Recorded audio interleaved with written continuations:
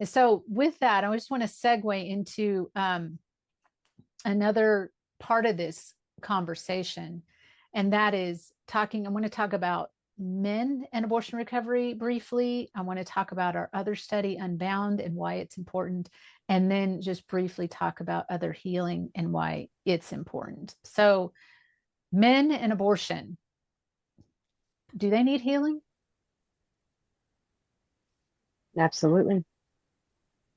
Why? Tell us why. Whether they know it or not, their life was affected. They have a loss as well. They have an absence there, a void Mhm. that isn't discussed. It's Mhm. not something, it's not a hot topic. It's not something that even sometimes I think that they're even aware of that is affecting their lives. And to give them a voice and to provide the steps of healing for them as well is so powerful. Yeah. Well, what are some of Abortion, the, go ahead, Linda, you were going to say something. abortion goes to the very core of a man's the way God's created him to be, the protector and provider. That's where I was going. Yeah. As a father, Yeah. that is how God is corrected, and our society has robbed him of that. It's Yeah. my body, it's my Yeah. choice, Yeah. and it has totally taken him out of the loop of the fatherhood that God created him to step into. Yeah. Yeah.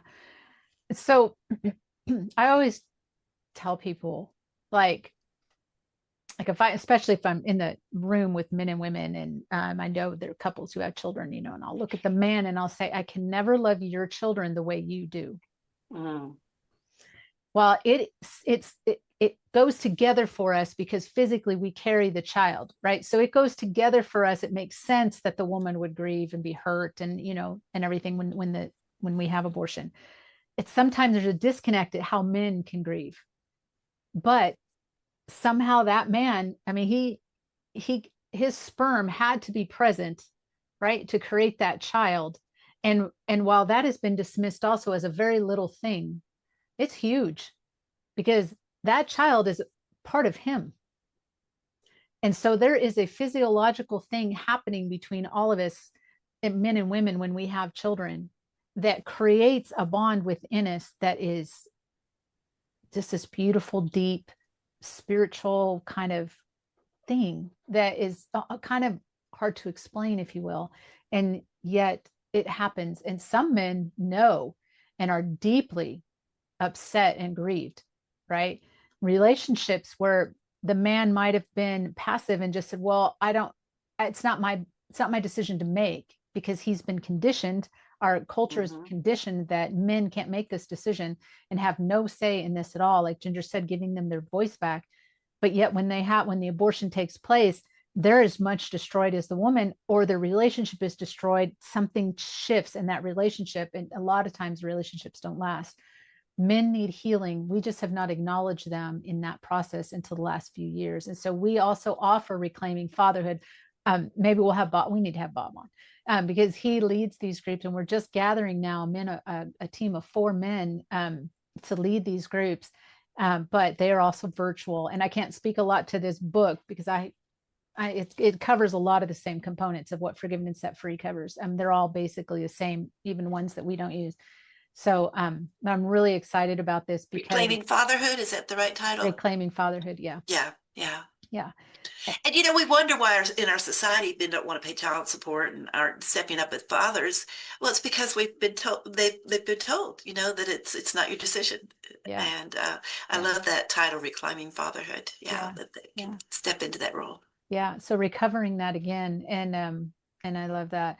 Let's talk about Unbound. Unbound is another Bible study that we have. It's 12 weeks. It's healing from your broken sexual past. So like I said earlier, abortion doesn't come by itself. There are a lot of things that are usually layered on. For many of us, it starts as children. Some of it doesn't start until young adulthood. But and just the choices that we're making, following after the culture and sleeping around and all of that kind of stuff. But oftentimes there's abuse, there's sexual abuse, there's sexual sin, there's rape, incest or some sort of molestation, something that's happened that, and everybody has to have sex to get pregnant, to have an abortion. Okay. So typically there is some sort of brokenness surrounding that in that area, in the area of sexuality. So Unbound was written to address that. It's a biblical Bible study based on the scripture. It's 12 weeks. Our main leader for that, Mindy, is not here to go in and talk about that, but a lot of the same pieces are in that: forgiveness and talking about anger and depression, and restoring some of what the years that the locusts have eaten. In other words, we've had, in case you're unfamiliar with that term, it's years that have been destroyed through sin, and and from what other people have done or what you've done, and bringing all that back into the restoration of Jesus Christ, and being restored and renewed, helping you with your relationships. Because I know when I had my abortions and then later got married, and all of that came in, I didn't address any of it until after I was married. And I didn't realize how much it would affect my marriage. And so it really did. It affected how I related to my husband in all kinds of ways, but not, and including the sexual ways. And the abortion affected us too in different ways, even though he wasn't involved in any of that. And so that all needed to be healed and restored, because we came in not realizing that we were breaking something before it was ever put together. Does that make sense? Like we were against ourselves before it was ever put together. So Unbound seeks to help heal those areas as well, because we don't want women to just walk away and go, okay, now you're done, when we've got these other things. And I know, Linda, you've not been through this book yet, and Ginger, you've not been through the book yet, the study yet, but do you guys have any comments you want to make on this or anything? I do. I think that one of the things that my mom used to always say is, you don't know what you don't know. If you think that your sexual past is in the past and not affecting your current relationships or your future relationships, that might be the disconnect. And it's worth exploring and going through Unbound to find information that you didn't already know that could be affecting your current relationship. And you have nothing to lose by going through it, and everything to gain with knowledge. And we should all want to strive to be better in our own lives, to be better in our marriages, to be better in our relationships and in our friendships. And part of that process requires the truth that comes through these Bible studies and the healing and restoration. And if you don't know that you're broken in that area, then you don't know that you need healing until you go through those steps. So I think it's valuable. I think it's important. And it definitely doesn't need to be skipped over. I think you bring up such a great point. And let me expound on that a little bit, that the things that happened to me when I was young and things that I did, and it just kind of was a snowball effect as it kept going into my adult years, I thought was just normal. I didn't know it was wrong. I mean, I know it was wrong. I just didn't know it was that bad. Does that make sense? And yes. So I needed, though, to understand that those things are not normal and they're not good. They're every bit as bad, as worse, that I was giving them credit for. And just to accept those things, and then to go, okay, now I can heal those things, and now I can work on forgiving those people and accepting the forgiveness that Jesus, gave me, and helping to kind of put all that under the blood and at the foot of the cross. So yeah, I didn't know, and I needed to know. And that study will help that. It's good. It's good. And that could be after dealing with some of the abortion studies, or if that is the main issue for someone coming in, they could start there too, if that is the presenting thing that is most impacting their life.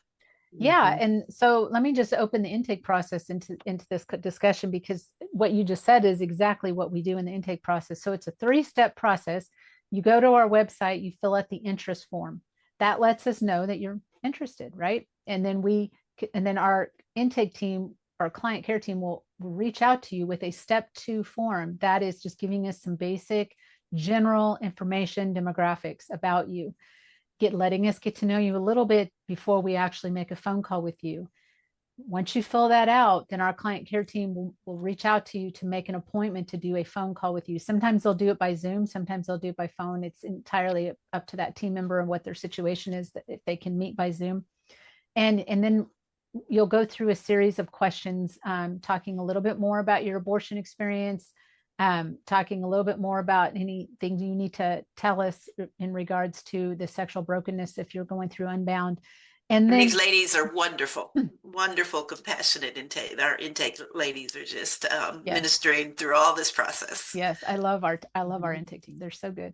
But they also will then explain to you all these groups that we just talked about, and then give you the opportunity to make the best decision for yourself, where you're at. And so like I had somebody come through the intake process a few years ago, and in the conversation, I kept asking her, well, I started to ask her, tell me what happened with the abortion. And she would get into it literally about 3 words, and she'd shift over to the abuse that was attached to that, because there was a lot of abuse and pressure from the father of the baby and his parents for her to abort. And I said, okay, I would let her talk for a minute, and I'd say, okay, so can you tell me a little bit more about what happened with the abortion, how that, what the decision looked like, and then she'd shift all the way back over into these. So finally I stopped her and I said, you've got 2 very big issues that need to be addressed. And it sounds to me like the abuse part of it is a bigger issue right now than your abortion. Your abortion is a big issue, but that one seems to be the one that's weightier in your heart. And so the recommendation at that point was for her to reach out to a therapist. We have some that we can give information on, or if you have one, you go to your own. And she did. She came back in the spring, and she got into my group. And in my group, she started talking about the abuse again. And I looked at her and I said, so if you can, because I knew at that time she was still seeing a therapist, I said, if you can come into this group and talk mostly about your abortion and talk mostly about the abuse, we're not licensed therapists or counselors. We understand that a lot of things touch abortion, and it's okay to veer into some of those things, but we're not going to get sidetracked into an abuse issue when the topic and everybody who's there wants to talk about their abortion. If you can separate those 2 things out. And she told me later, she goes, I'm so thankful you said that. Yes, I can do that. And she was able to do that and stay within our group and keep the focus on majority of the time the abortion issue, which happens to have some of these other pieces attached to it. So it's not that clean cut. But we want you, if the sexual brokenness is the bigger piece, then we want you to feel like you can go through Unbound before you go through abortion recovery. We don't want you to go through just because we think something. If you feel like you want to start light and go to uneven ground or moving forward, then we want you to make that decision. If you're ready for forgiven and set free, but you have no scriptural background, we might have just a little stronger suggestion that you start with moving forward, simply because of that, because we are so heavy into the scripture and forgiven and set free, and we don't want to hold the other people back. So everything we do is about group integrity, but it's also about what is best for you. And we try to help you guide through that process.